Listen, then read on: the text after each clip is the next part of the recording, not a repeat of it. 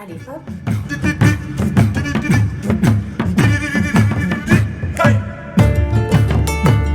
Tombouctou Héritage, c'est une association, c'est un projet qui, autour d'une communauté de valeurs, réunit des personnes qui se battent pour lutter contre le paludisme, pour mettre en place une ferme agroécologique, tout un système d'éducation et d'accompagnement de la jeunesse en lien avec les projets réalisés. Quand on me demande qu'est-ce que l'entre autres est devenu,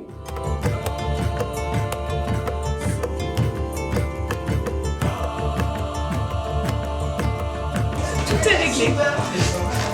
Parfait.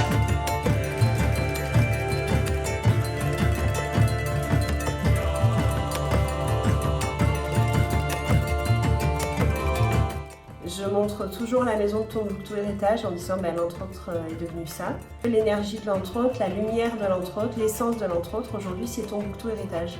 Tous ceux qui sont venus boire des cafés à l'entre autres, tous ceux qui ont consommé à l'entre autres, aujourd'hui, leur argent a contribué à lever cet édifice qu'est Tombouctou Héritage, qui est cette maison de médecine traditionnelle dans laquelle on peut accueillir notre projet déjà sur place.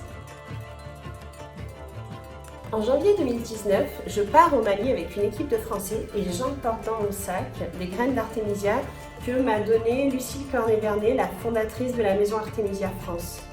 Ces graines ont été plantées dans les champs donnés par un dispensaire non loin de Bamako. Elles ont été plantées en mars 2019. 7 mois seulement après, on obtient une récolte de 80 kg d'Artémisia. Il faut savoir qu'avec ce champ, on dessert 16 villages et que c'est une zone qui accueille 24 000 personnes. C'est un très gros espace dans lequel aujourd'hui on peut distribuer des tisanes d'Artémisia qui guérissent le paludisme. Le combat pour l'Artémisia est un symbole fort qui implique des gens autour de valeurs positives.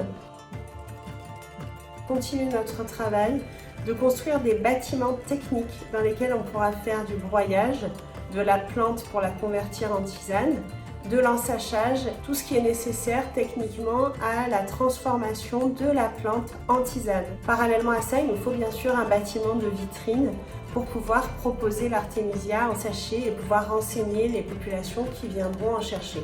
Ces deux bâtiments techniques plus le bâtiment vitrine recouvre une somme de 25 000 € qu'il faut qu'on trouve aujourd'hui pour qu'on puisse professionnaliser notre filière. On va lancer le crowdfunding sur une période de 2 mois de façon à nous laisser le temps de récolter les fonds nécessaires au moins pour lancer les travaux et mettre en place les bâtiments techniques.